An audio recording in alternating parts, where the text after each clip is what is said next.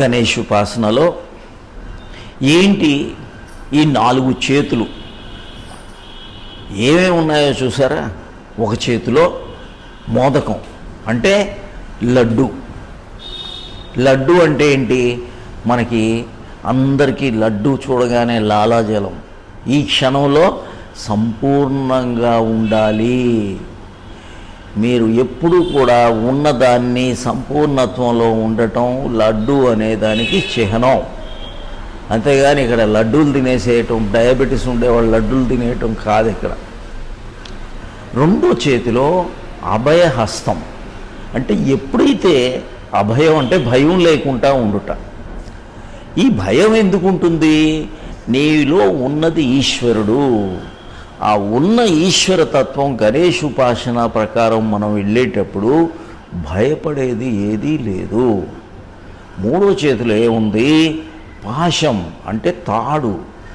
ఏ క్షణంలో ఉంటే ఆ క్షణంలో సంపూర్ణంగా ఎప్పుడైతే ఉంటావో, హియర్ అండ్ నౌలో ఉంటావో, ఆ మొమెంట్లోనే ఉంటావో, నిన్న రేపు, past is history, future is mystery, present is the present అనే తత్వాన్ని ఇక్కడ ఫిలసాఫికల్గా చెప్పడం జరిగింది.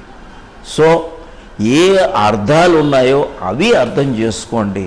ఊరకనే ఏదో మీరు పూజ చెయ్యండి, నో ప్రాబ్లం. బట్ అసలు విషయాలు, ఆ ఉపాసన విషయాల్ని అర్థం చేసుకుంటే చాలా మంచిది.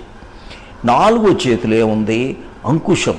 అంకుశం ఏంటంటే ఈ క్షణం నుంచి నెక్స్ట్ క్షణంకి మీరు జారారనుకోండి, మళ్ళీ వెళ్ళిపోయారనుకోండి, క్రిందిటి ఆలోచనలు, క్రిందిటి మెమరీలు అవి మనకి ఆబ్స్టికల్స్ అయ్యి ఎప్పుడు ఏ క్షణంలో ఉంటే ఆ క్షణం డిజైర్లెస్నెస్, డిటాచ్మెంట్ ఉండాలి అనేది దీనికి ఈ సింబాలిక్గా పెట్టడం జరిగింది. మళ్ళీ పొట్ట, చాలా పెద్ద పొట్ట.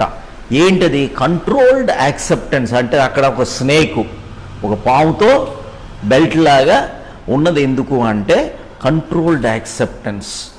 మళ్ళీ 2 దంతాలు, ఆ ఒకటి ఇరిగిపోయినది. అద్వైతం, ద్వైత ప్రపంచం అనేది కనిపించినప్పటికి కూడా అద్వైతం వైపు మనకి వెళ్ళాల.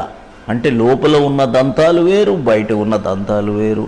ఒకే ఆలోచన, ఒకే తత్వాన్ని గురించి ఇక్కడ బోధిస్తున్నారు.